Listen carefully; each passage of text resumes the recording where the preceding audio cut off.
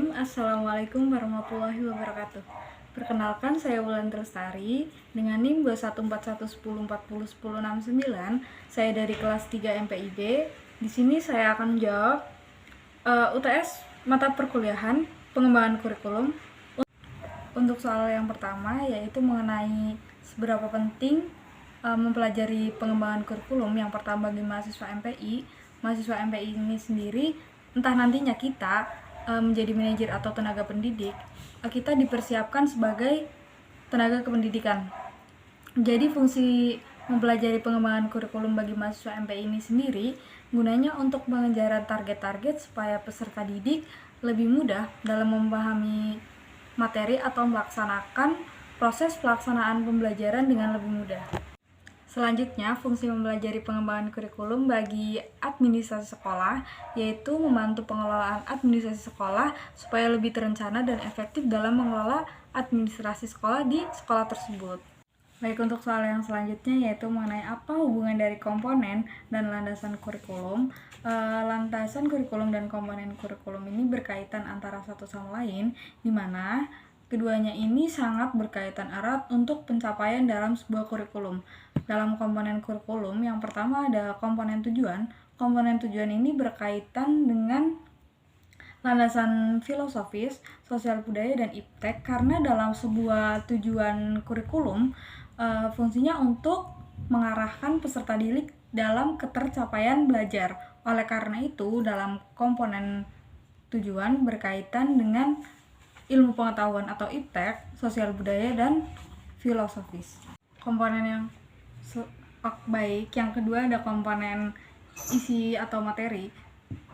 Pada komponen ini kita perlu mengaitkan dengan landasan psikologis karena kita perlu memperhatikan bahwa tingkat kematangan seorang individu itu berbeda. Dan selanjutnya kita perlu memperhatikan landasan sosial budaya karena kebutuhan masyarakat tradisional dan modern itu sangat berbeda. Oleh karena itu, kita harus memperhatikan sosial budaya supaya dalam menerapkan kurikulum kita membutuhkan nilai-nilai dan budaya masyarakat supaya bisa menciptakan SDM yang lebih baik. Selanjutnya, kita juga harus mengaitkan mengenai landasan ilmu, pengetahuan, dan teknologi karena landasan ini sangat mempengaruhi supaya individu dalam memahami ilmu pengetahuan itu tidak tertinggal.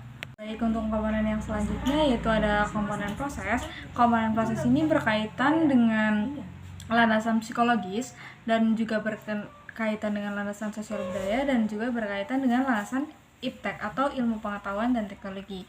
Dan yang terakhir ada komponen evaluasi. Komponen evaluasi ini sendiri berkaitan dengan landasan psikologis dan landasan iptek.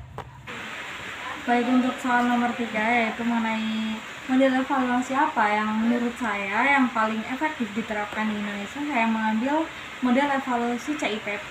CIPP ini merupakan model evaluasi yang lebih lengkap dan komprehensif, yang dimana artinya konteks, input, proses, dan produk, yang dimana dapat dipraktikkan dalam pengambilan keputusan dan penyajian informasi mengenai akuntabilitas.